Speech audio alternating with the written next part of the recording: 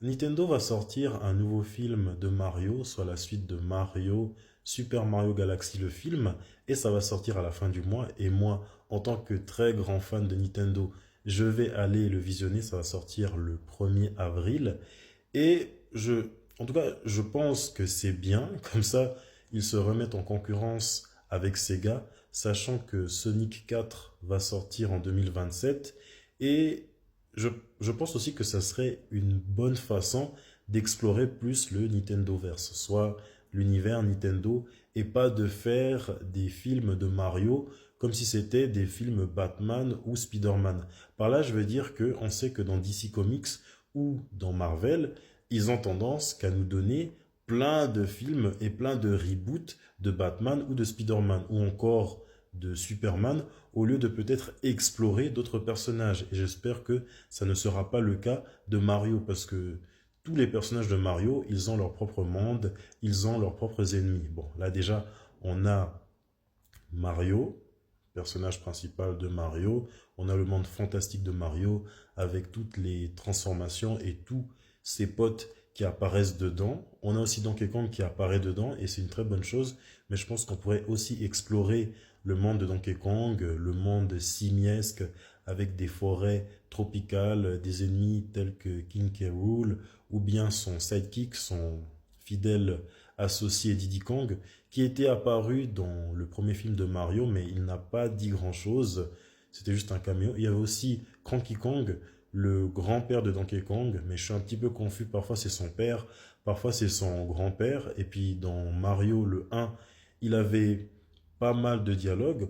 On pourrait aussi explorer le monde. Bon, là il y a de la fantaisie et le monde féerique, mais je vais commencer par la fantaisie. Le monde de fantaisie de The Legend of Zelda, apparemment, il y a un film qui va bientôt sortir avec des ennemis tels que Ganondorf, ses alliés tels que Impa et tous les autres alliés de Link qu'on a pu voir dans les jeux secondaires de Hyrule Warriors et le monde féerique de Kirby. On dirait que c'est calme dans Kirby, mais ce n'est pas le cas. Il y a quand même des apparitions divines que Kirby, il arrive à chaque fois à terrasser. Et puis sa némésis Meta Knight ou encore le roi Dadidou, son ennemi de toujours. Bon, moi je fais la différence entre la fantasy et le monde féerique, même si c'est lié, parce que je trouve que dans la fantasy, il y a plus d'action. Déjà, les jeux de la licence Final Fantasy, tout est dit dans le titre, il y a de la fantasy et il y a de l'action. Comme dans les jeux de The Legend of Zelda, il y a ce côté féerique et il y a de l'action. Beaucoup d'action, un peu plus, je trouve que c'est un peu plus mature que Kirby. Et bien sûr que dans Kirby, il y a ce côté féerique, il y a de l'action et il ne faut pas ignorer la force de Kirby parce que Kirby, il peut terrasser littéralement des, des menaces divines. Parce que dans Kirby et le monde oublié, on se bat contre le boss Fecto Eliphis, qui m'a quand même donné du fil à retordre. Et dans Kirby et le monde oublié, Star-Crossed World, uniquement disponible sur la Switch 2, on se bat contre son grand frère, Genwell Météonelphilis. Je pense que j'ai prononcé juste. Puis il y a aussi Marx avec ses yeux globuleux qui fait très peur, qui est un ennemi récurrent de Kirby.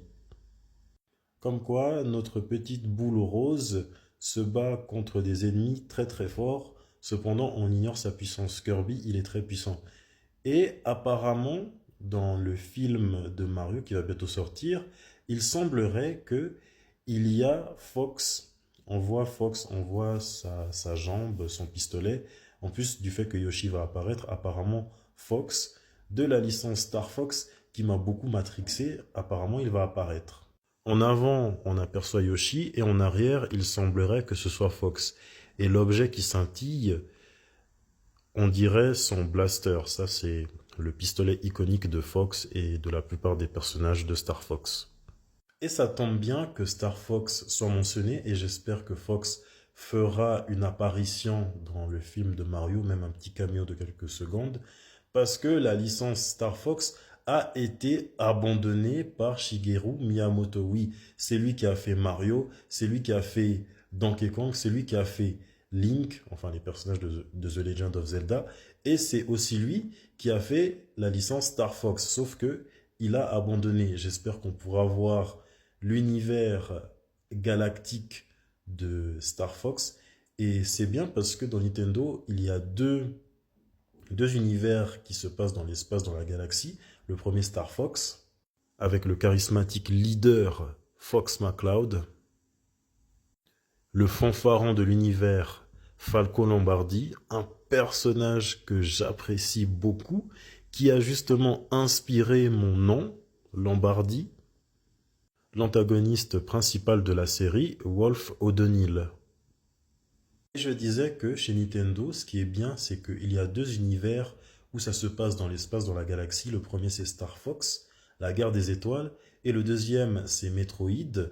Bien que dans Star Fox, ce soit assez calme, dans Metroid, il pourrait explorer ce côté horrifique, ce côté sci-fi, science-fiction mélangé avec l'horreur, parce qu'il y a pas mal de choses qui font peur dans Metroid. Il pourrait mélanger ce côté alien, prédateur. Je pense qu'on pourrait voir sur grand écran la lignée de robots ennemis dans Metroid Dread, les Emi, qui sont indestructibles et qui foutent la trouille, ou encore, pour bien filer les chocottes, SAX, un parasite qui a dérobé l'armure de Samus et elle apparaît dans Metroid Fusion. En mention honorable, je rajoute l'univers des créatures extraordinaires de Pokémon qui a déjà été exploité avec Détective Pikachu, sauf que le film n'a pas été bien apprécié. Mais Nintendo peut vraiment faire quelque chose de bien en exploitant tous ces univers que j'ai cités.